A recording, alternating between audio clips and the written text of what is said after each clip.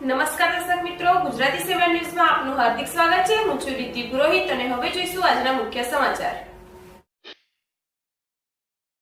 Gajera BAPS મંદિર ખાતે આતાપી સંસ્થા દ્વારા ધન્ય વર્ગના પાકો માટે સામુદાયિક સ્થળનો કાર્યક્રમ યોજાયો।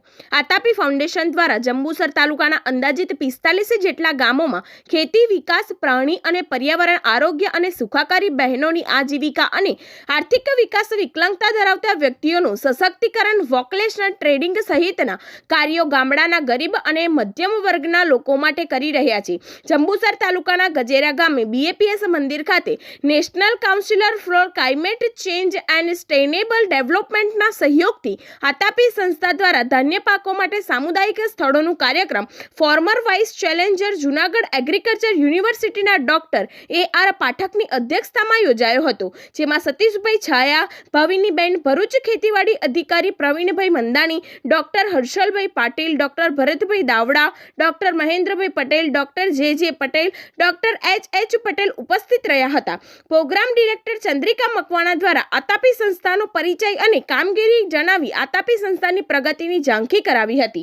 આ પ્રસંગે ભારતભરમાં આ વર્ષે આંતરરાષ્ટ્રીય મિલેટ વર્ષ તરીકે ઉજવણી કરવામાં આવી રહી છે, ત્યારે જંબુસર તાલુકાના ખેડૂતો વધારે ને વધારે ધાન્ય પાકો બાજરો, જુવાર, બાવટો, રાગી, નાલગી, બંટી, કોદરા, સામો, મોરૈયોનું વાવેતર કરે અને તેમાંથી સારું ઉત્પાદન મળતું રહે તે હેતુથી આ કાર્યક્રમ યોજાયો હતો। ફાર્મિંગની પદ્ધતિઓ અને તે પદ્ધતિમાં બદલાવ લાવવો પડશે। ધરતીપુત્રોએ વૈજ્ઞાનિક પદ્ધતિનો ઉપયોગ કરી જગતનો તાત આ પાકની વધુ ઉપજ મેળવી પ્રગતિ કરે તે માટે જરૂરી સૂચનાનું માર્ગદર્શન આપવામાં આવ્યું હતું।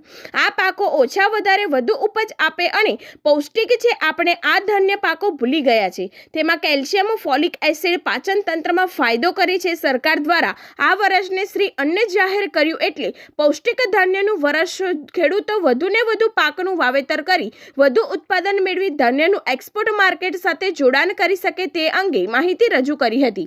આ સહિત ક્લાઇમેટની અસરો સામે ટકી શકે તેવી ધાન્ય પાકોની માહિતી આપી હતી અને ખેતીમાં બદલાવ લાવવા અને સહિયારા પદ્ધતિથી પ્રાકૃતિક ખેતી તરફ વળવા માટે સંબોધન કર્યું હતું। ખેતીમાં વધુ આવક ઊભી થાય તે માટે પાક સંરક્ષણ પગલાં લેવા માટે જૈવિક ઉપચાર કરવા ઉપસ્થિતિઓએ જણાવ્યું હતું। સદર કાર્યક્રમમાં મોટી સંખ્યામાં ધરતીપુત્રો, ભાઈ બહેનો, આતાપી સ્ટાફ હાજર રહ્યા હતા। ગુજરાતી 7 ન્યૂઝ સાથે રિપોર્ટર વિક્રમ સોલંકી, જોશીપુરા।